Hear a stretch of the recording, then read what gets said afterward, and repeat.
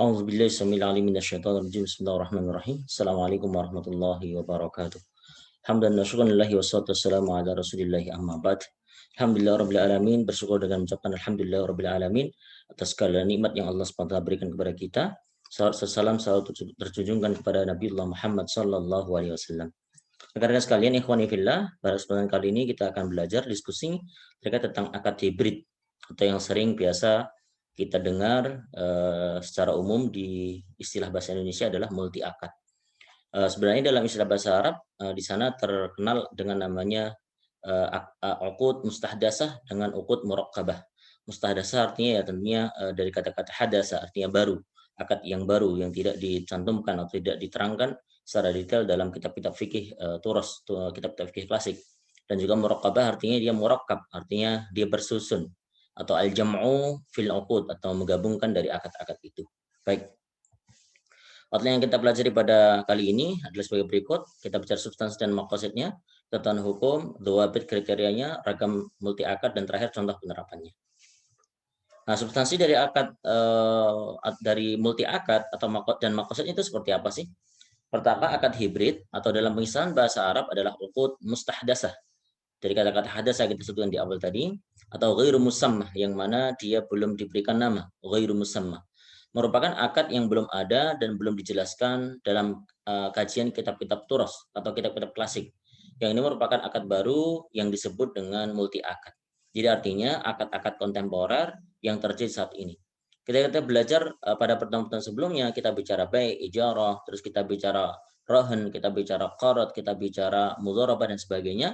Maka kajian-kajian tersebut sudah dituntaskan oleh para ulama kita dengan ketentuan rukun dan sebagainya. Nah, sekarang dengan konteks kehidupan yang tentunya berbeda, maka akad-akad ini bagaimana caranya? Maka diantaranya terjadi seperti ini, yaitu multi akad, penggabungan antara akad satu dengan yang dua, dengan yang lainnya.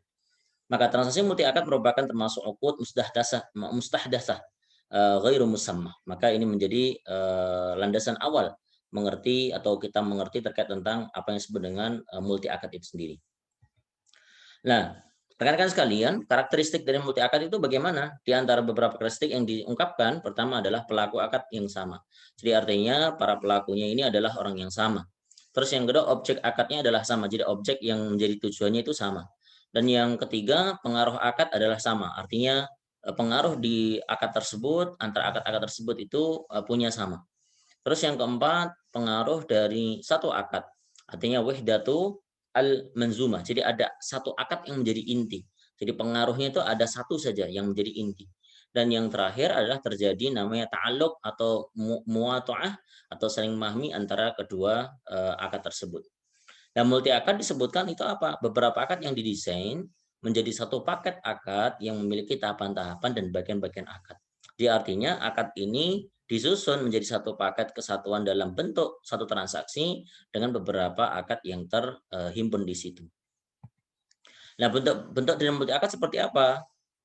Nah, penggabungan multi akad terjadi bentuk-bentuknya ada tiga. Menggabungkan dua akad tanpa ada ta'alluq.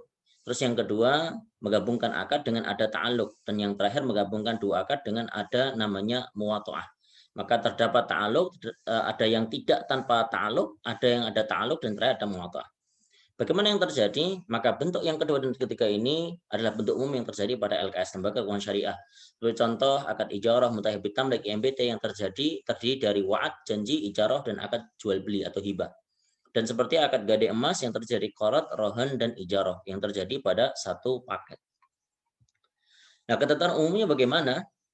Pada prinsipnya multi akad ini diperbolehkan dalam fikih Islam jika memenuhi syarat dan ketentuan. Di antara ketentuan dan syaratnya adalah sebagai berikut. Nah, karena artinya kita bicarakan menggabungkan akad, maka tentunya secara hukum fikihnya itu diperbolehkan sah. Tapi harus melihat ketentuan dan syarat yang berlaku. Bagaimana di antaranya? Pertama, ini tidak ada dalil yang melarang uqud mustahdasah. Jadi pertama, tidak ada satu larangan pun terkait tentang pelarangan dari uqud mustahdasah. Di artinya karena kita bicara dalam muamalah, maka inovasi yang terjadi itu tidak menjadi problematika masalah.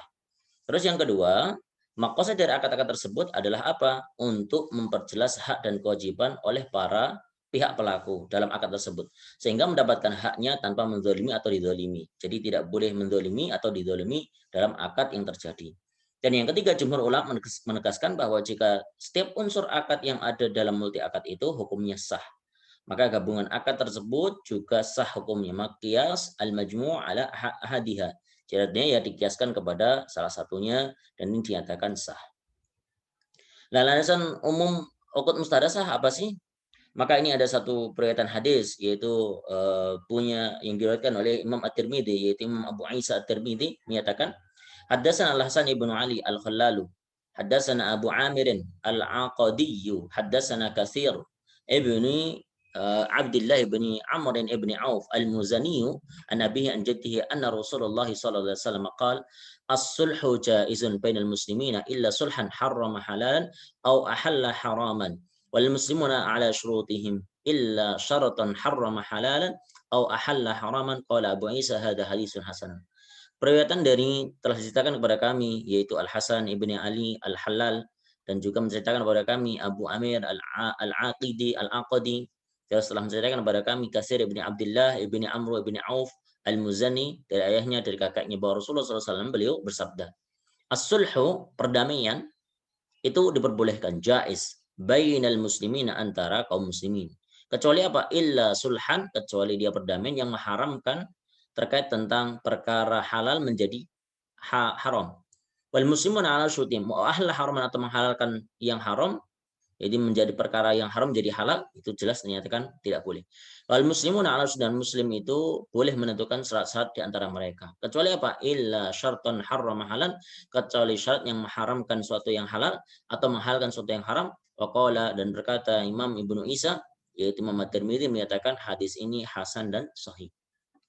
Dan kaidah yang kedua muncul landasannya dari satu kaidah yaitu al-aslu fil asy' al-ibahah hatta yadulla dalil ala tahrim. Ini dalam kitab Al-Ashbah wan Nadhir karangan Imam As-Suyuti. Pada dasarnya semua bentuk muamalah al-aslu fil asya yaitu segala sesuatu dalam muamalah al-ibahah yaitu boleh hukumnya. Boleh dilakukan sehingga apa? Hatta sehingga terdapat dalil yang mengharamkannya. Hatta yadulla dalil ada dalil yang menerangkan akan keharaman hal tersebut. Al-Ashbah wan Nadhir karangan Imam As-Suyuti. Nah, pandangan ulama terkait hal tersebut bagaimana? Ulama Hanabilah dan Syafi'iyah memperbolehkan multi akad sebagaimana yang diungkapkan oleh Ibnu Qayyim menyatakan yaitu apa? Al aslu fil uqudi wasyuruti as-sihhatu illa ma abtalahu asy-syari' aw naha anhu wa hadha huwa al-qaul as-sahih. Segala sesuatu prinsipnya fil uqud pada akad-akad dan syurut dan syarat itu as-sihhatu itu diperbolehkan. Jadi akad-akad dan syarat-syarat yang disepakati dalam akad itu hukumnya adalah sah. Illa ma'abtalahu syari' kecuali telah dibatalkan atau bertentangan dengan dengan syariah. Au na'nu atau dilarangnya atau syariah melarang hal tersebut. Dan ini adalah pendapat yang benar wa qaulus sahih dibilangnya. Maka kriteria multi akad yang diperbolehkan itu bagaimana? Karena kita tidak sembarangan dalam menggabungkan akad. Ketika nanti terjadi serampangan penggabungannya maka akan terjadi jatuh pada hal yang terlarang dalam syariat. Maka di antara beberapa ketentuannya apa? Pertama, tidak termasuk akad yang dilarang dalam nas Al-Quran dan hadis untuk digabungkan. Seperti rekayasa untuk melakukan riba fadl. Maka dinyatakan dalam ayyafi mi'yar atau ma'ayar syariah, itu standar syariah dinyatakan, alla yakuna dzalika mahalla nahyin fi nassin syar'iyyin mislan nahyi 'anil bai'i was salaf. Jadi ya tadi kita sebutkan ya, tidak menjadi satu objek yang dilarang dalam nas Al-Quran, nas syariah atau nas Al-Quran dan hadis. Seperti contoh pelarangan terkait tentang al-bai' was salaf yaitu rekayasa untuk mendapatkan riba fadl, penggabungan antara bai' jual beli dengan hutang. Nah, hadis-hadis yang melarang hal tersebut diantaranya ada 3. Pertama adalah an Abi Hurairah radhiyallahu anhu qala anna Nabi sallallahu alaihi wasallam naha an bai'atini fi bai'ah. Periwayatan Imam Tirmidzi. Jadi Rasul melarang 2 akad dalam 1 akad. Kalimatnya adalah bai'atini fi bai'ah. Dengan redaksi yang kedua, periwayatan Imam Ahmad menyatakan dalam musnadnya an Abdullah bin Mas'ud radhiyallahu anhu qala anna Nabi sallallahu alaihi wasallam naha an safqataini fi safqah. Jadi ada 2 redaksi. Pertama adalah bai'ataini fi bai'ah, yang kedua safqataini fi safqah. Kalau safqataini fi safqah itu kayak lapisan akad-akad fi safqah dalam 1 lapisan saja. Safqataini fi safqah. Terus hadis yang ketiga menyatakan an Amrin ibni Shu'aib an abihi an jaddihi an Rasulillah sallallahu alaihi wasallam qala la yahillu salafun wala bai'an wala syartani fi bai'in wala ribhu ma lam yadman wala bai'u ma laisa indak. Rahul Hakim wa qala fil Mustadrak hadisun sahih. Jadi Rasulullah SAW bersabda tidak boleh menggabungkan akad pinjaman dan jual beli. Tidak boleh menggabungkan dua syarat dalam akad jual beli. Tidak boleh mengambil keuntungan atas objek akad yang tidak dijamin. Dan tidak boleh menjual sesuatu yang belum dimiliki. Perhatian Imam Hakim dan ini hadis nyatakan sahih. Nah sekarang kita lihat bagaimana komentar ulama terkait hadis-hadis ini. Dari hadis yang pertama yang kedua, safqata ini fisafqah baitain ifbatain, ulama kontemporer Dr. Nazih Hamad menyatakan safqatin wisafqah dan bai'atin itu adalah apa? Yaitu contoh yang paling real adalah bai'ul ainah. Karena substansi akadnya adalah apa? Mensyaratkan terjadinya satu akad dalam akad lainnya. Ishtiratu aqdaini fi aqdin. Ishtirat. Nah, ini ishtirat bukan istirah ya. Ishtiratu aqdain fi aqdin. Maka jual beli dan pinjaman dilarang untuk digabungkan karena ilahnya atau sebabnya itu apa? Harganya menjadi tidak jelas dan karena ada unsur riba yang muncul di situ. Maka tidak boleh digabungkan. Nah, ulama menjelaskan bahwa yang dilarang adalah apa? Jika akad qarad pinjamannya itu mengutanginya itu menjadi akad inti dan menjadi hajat utama oleh pelaku akad. Sedangkan B menjadi pelengkap. Hal ini juga tidak diperbolehkan jika qarad menjadi akad inti dan ijarah menjadi pelengkap. Jadi ini ada bahasannya terkait hal tersebut. Nah, terus yang tadi disebutkan bai' dan salaf itu bagaimana? Jika yang terjadi sebaliknya yaitu ijarah dan bai' menjadi akad inti dan qarad menjadi pelengkap, maka hukumnya boleh. Maka ketika terbalik, maka dinyatakan boleh. Ini pendapat yang diambil dalam fatwa DSN MUI. Nah, kriteria multi akad yang diperbolehkan yang kedua, itu apa diantaranya? Tidak termasuk dalam hilah atau trik ribawiyah. Itu tidak termasuk dalam kategori trik hilah ribawiyah seperti bal'inah atau hilah untuk mendapatkan riba fadl. Dinyatakan dalam IOV, ini standar ma'ayir syariah, ini IOV itu satu lembaga fatwa internasional yang ada di Bahrain, Accounting and Auditing of Islamic Financial Institutions, Organizations of IOV, ya. Maka dinyatakan di sana apa? Allah ikuna hilatan ribawiyatan misal ittifaqi ala bai'il ainah au at-tahayuli ala ala ribal fadl. Ini tidak boleh. Maka masuk masuk hilah ribawiyah itu maksudnya apa sih? Yaitu apa?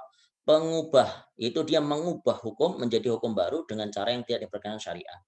Maka contoh pada bai'inah terjadi transaksi ingin mendapatkan uang atau cash dengan cara bunga. Mengubah transaksi pinjam-pinjam dengan jual beli.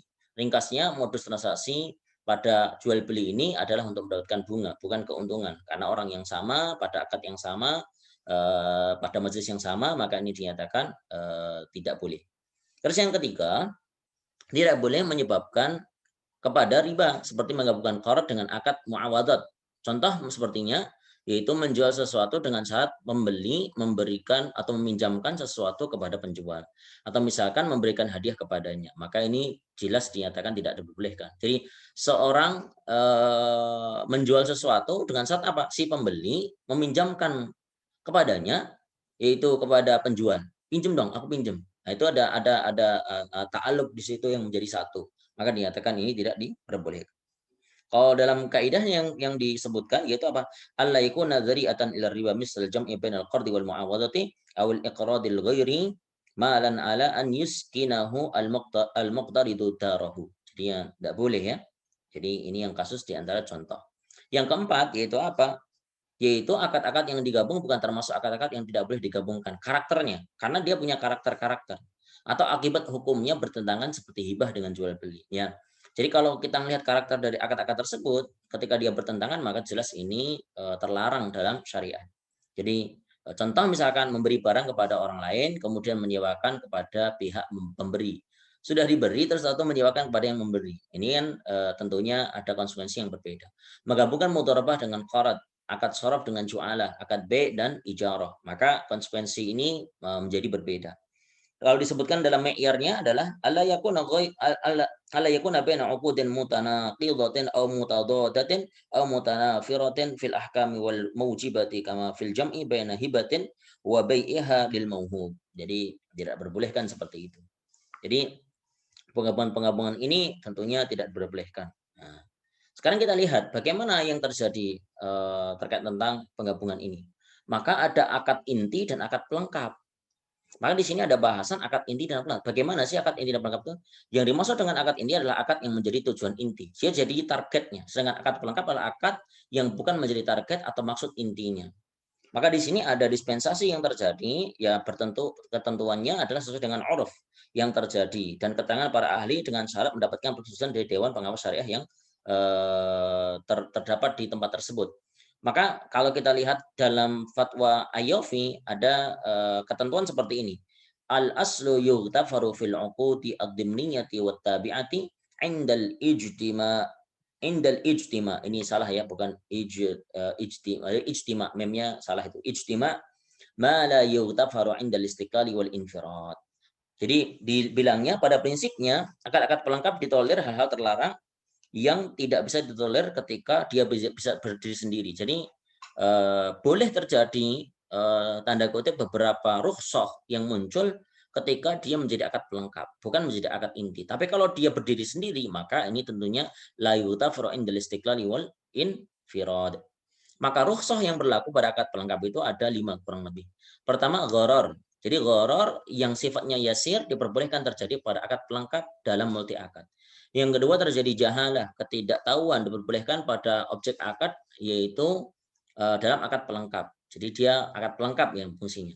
Terus yang ketiga riba buyu diperbolehkan terjadi pada akad pelengkap, misal sharaf dan hawalah tidak disyaratkan taqabud pada syarafnya. Jadi karena syaraf kan kita tahu harus taqabud, tapi karena pada konteks yang misalkan menunggu waktu, maka di sini syarafnya dinyatakan tanpa menggunakan taqabud. Tapi tentunya kita lihat konteks dari akad tersebut. Terus B kali bel kali diperbolehkan. Jadi jual beli piutang diperbolehkan pada akad pelengkap. Pelengkap saja. Misalkan membeli saham perusahaan yang memiliki utang dengan piutang. Maka ini dinyatakan masih ditolerir. Terus yang kelima, beberapa syarat diperbolehkan terjadi pada akad pelengkap yang terjadi pada multi akad seperti syarat ijab dan kabulnya itu ditentukan oleh masing-masing. Nah, ragam multi akad bagaimana rekan-rekan sekalian? Ragam multi akad ini ada 2. Pertama adalah multi akad yang menggunakan rangkaian berurutan. Artinya dia berurutan. Misalkan akad pertama diikuti dengan akad kedua dan seterusnya. Seperti akad murabahah yang disertai dengan akad wakalah. Jadi ada di dalam murabahah itu ada akad wakalahnya. Terus yang kedua multi akad yang tidak menggunakan rangkaian urutan. Jadi akad pertama dilengkapi dengan akad kedua dan seterusnya. Misalnya adalah kartu syariah, ada syariah card itu dalam fatwa ada namanya syariah card. Atau kita sebut ya ada kartu kredit syariah lah, di mana dalam kartu kredit syariah ini terjadi penggabungan antara beberapa akad yang terjadi terkait tentang syariah card ini. Jadi misalkan ya tentunya kita tahu di situ ada ijarah, ada kafalah dan ada qard yang dilakukan dalam kartu syariah tersebut. Ini dia. Nah, contoh penerapan multi akad bagaimana rekan-rekan sekalian? Maka di sini ada 8 di antara contoh dalam fatwa yang bisa kita lihat. Pertama adalah akad ijarah muntahabit tamlik ya MBT yang terjadi di sana ada akad ijarah wa dan akad tamlik. Nanti bisa dipilih mau baik di akhir atau dengan hibah. Terus yang kedua ada akad musyarakah mutanaqisah yang terjadi akad musyarakah sendiri atau syirkah inan. Terus ada namanya wa'ad janji untuk baik untuk membelinya dan di sana ada akad baik ataupun akad ijarah. Terus yang kedua yang ketiga adalah akad murabah li amri bisyara, yaitu murabah untuk dimintakan membelikan sesuatu. Ada di sana wa'ad janji, terus ada wakalah dan ada bai' di sana. Terus yang keempat ada gadai emas terdiri dari qarad, rohan dan ijarah. Yang kelima ada tabung haji yaitu akad qarad dan rohan. Terus yang keenam ada istisna paralel yaitu akad istisna itu sendiri dan juga wakalah. Terus yang ketujuh ada mudharabah muqayyadah yaitu akad mudharabah dan akad yang terjadi atau yang menjadi objek mudharabahnya itu sendiri. Dan yang kedelapan produk MLM multi level marketing yaitu ada akad B, ada jualah dan samsarah yang terjadi di situ.